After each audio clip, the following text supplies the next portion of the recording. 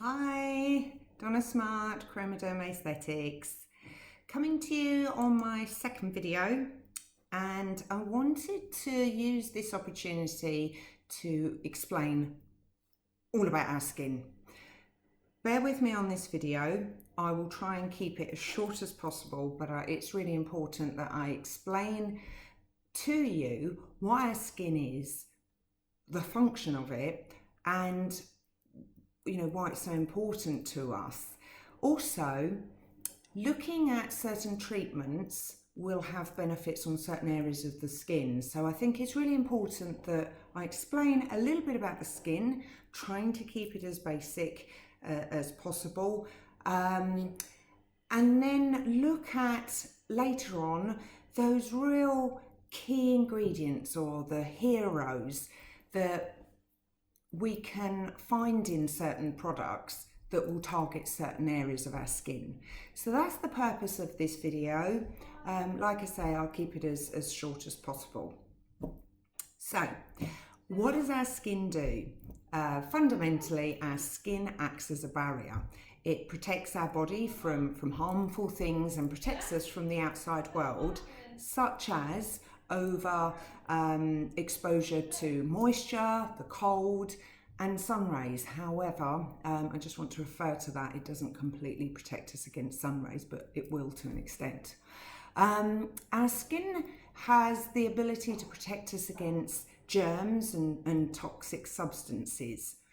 And I want to just bring in a word that I will refer to later on in a separate video, but free radicals. Free radicals are something that I've decided to do a little bit more research on because they are they can be very damaging to our skin. So just putting out that word, free radicals. So when you look at your skin, when you look at it up close, but also our skin can tell you so much about what's going on inside your body as well. So the skin can give a good indicator of the general health and well-being of a person. So not only when I look at skin, I look at the colour of the skin. Is it very pale? Is it very red? Is there different pigments on the skin? But also we can look at certain medical conditions. We can tell if there's too much sugar in a diet through glycation, and you can see that on the skin. Also, if there's too much cholesterol in the body. So not only does the skin act as a function, it can also be a great tool to look at and get an indication of what's going on with the rest of the body, particularly around, well, not particularly, but around hormones and things like that. Skin plays an important role in regulating our body temperature. It helps to protect us from dehydration, and it, as I think I said before, it also protects against negative effects from heat and cold. It's got loads of sensory nerve endings, so we can feel and touch, and we can get sensations from our skin. And I think the most amazing thing about our skin is it has the ability to repair and restore itself. So if we get a graze, a cut, a wound, our skin can remodel and rebuild itself.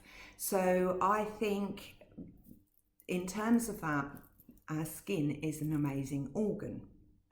The skin, as I said, is the largest organ of our bodies. It's a living, breathing organ, and it's also the heaviest. If we look at the average person, what's average, but height and weight ratio, you're looking at around, and I'm working in pounds, but anywhere around sort of 9 to 12 pounds in weight. So it's quite a heavy organ. The skin is made up of some layers. So we've got what I will refer to as three main layers. The epidermal layer, epidermis, the dermis, dermal layer, And then we've got the hypodermal layer, or some people call it the subcutaneous layer. So let's explain the first layer is the epidermis. The epidermis consists of 5 layers. It's mostly made up of cells that produce keratin, so that top layer of our skin. So these cells are pushed to the surface of the skin by newer cells. So we start at the bottom and they gradually move up, and when they get to the top, they shed off. And this process, called cellular turnover, is a constantly revolving process. So our skin cells are produced in the bottom layer of the epidermis, and over time they gradually raise and they shed off. This process on a young, healthy skin is about 28 days. However, as we get a little bit older, or if there are certain conditions or problems with the skin, that cellular turnover, that constant coming up to the surface and shedding off, can slow down. So through some of the videos that I do and some of the hero ingredients, we'll discuss how we can improve that cellular turnover. The epidermis also contains other types of cells. We've got melanocytes, and melanocytes produce melanin, which gives skin our colour. The more melanin we have produced within our skin determines the skin colour that we have. So when you go out in the sun, for argument's sake, when you go out in the sun and you're exposed to UV rays, you'll see on the skin that you're getting a tan. What's actually happening with the skin is the melanocytes are producing more melanin, because melanin will protect our skin, or tries to protect our skin from sun damage. In the epidermis, we've also got lymphocytes and Langerhans cells, and they're a really important little cell because they're the ones that fight germs. So they sort of scout around the top layer of the epidermis and they grab germs and infection. They grab them and throw them out to the lymph nodes. So we've got that protection within our epidermis. There are also Merkel cells. I'm not going to refer to them too much, but they're the nerve cells that enable us to feel pressure. So that's the epidermis. Moving on to the dermis. The dermis, the middle section of the skin, provides the real insulation for the skin. It actually does consist of 2 layers, but I'm just going to concentrate on the dermis as a whole. Within the dermis, we've got fibroblasts, and they produce a protein called collagen, and I'm sure you're all familiar with collagen. Collagen actually makes up 70%, giving that dermis the strength and toughness, and we continue to make collagen quite well until we reach about 30 years old. Then the production starts to reduce and it really slows down. So what we actually find is our skin can be less effective at repairing itself. It's less effective about being resilient, and it starts to break down and reduce. So as we get a little bit older, our skin can start to look frail, starts to fold and crease. And this is where we start getting those fine lines of wrinkles. Obviously, a lot of free radicals can have an effect on our collagen and the ability for our dermis to be nice, thick and healthy. So like I say, I will refer to free radicals again.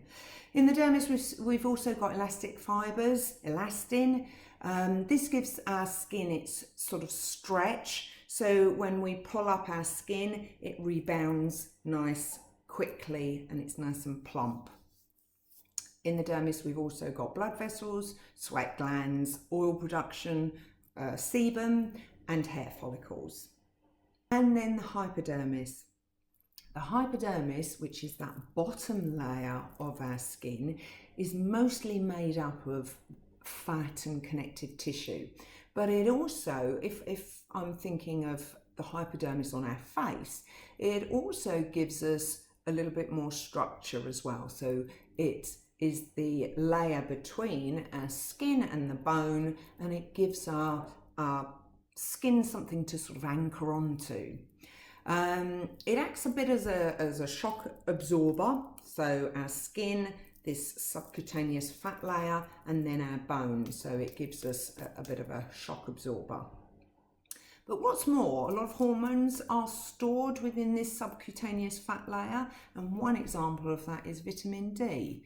So there's been a lot of research around how good the sun is on our skin because it synthesizes vitamin D. However, we will explore that a little bit later in another video, but we should be getting enough vitamin D from a healthy, balanced diet. So throughout these videos, I hope to explain how certain treatments will impact on certain areas or cells of the skin. So I really hope you keep watching.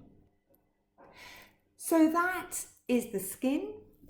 As boring as it may be, I think it was important to have this at the beginning so that when we start doing more videos, we can refer back to the function of the skin.